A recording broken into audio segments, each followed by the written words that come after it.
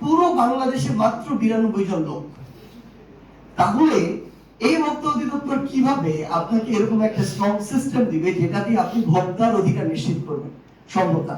যখন তারা তাদের জায়গা থেকে লোকবলের ডিমান্ড দিচ্ছে, বিভিন্ন কারণে বিভিন্ন মানুষের প্রভাবে সেগুলো আবার সেই জায়গা থেকে অ্যাপ্রুভ করা হচ্ছে না।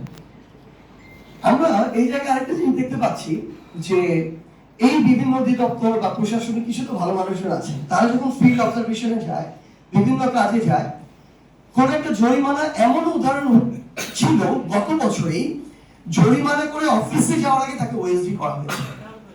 সো কোন একজন অফিসার বা কর্মকর্তা ওইটুকু সাহসও করতে পারেন না, কারণ সে যখন কোনো কিছু না করে এসি রুমে অফিসে বসে থেকে তার জায়গা থেকে আরামসে চাকরি করতে পারেন, তাহলে কেন স্ট্রংলি একটা কাজ করতে গিয়ে নিজের চাকরি বা জীবনের রিস্ক নেন?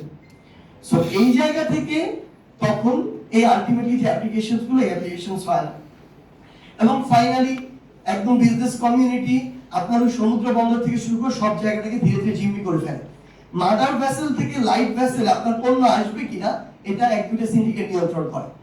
দেশে আপনার যথেষ্ট উৎপাদন আছে, কিন্তু সাপ্লাই চেইনে যাবে কিনা এটা কয়েকটা কোম্পানি নিয়ন্ত্রণ করছে। সো আলটিমেটলি ওভারঅল যে কথাটা আমার জায়গা থেকে বলতে চাচ্ছিলাম, যে আমি আমার ইকোনমিক এক্সপানশন করব ন্যাশনাল থেকে গ্লোবাল পর্যায়ে, বাট ন্যাশনাল পর্যায়ের এই যে শকুনগুলো আছে, এই শকুনের চোখ এখন ধীরে ধীরে উপরে ফেলতে হবে।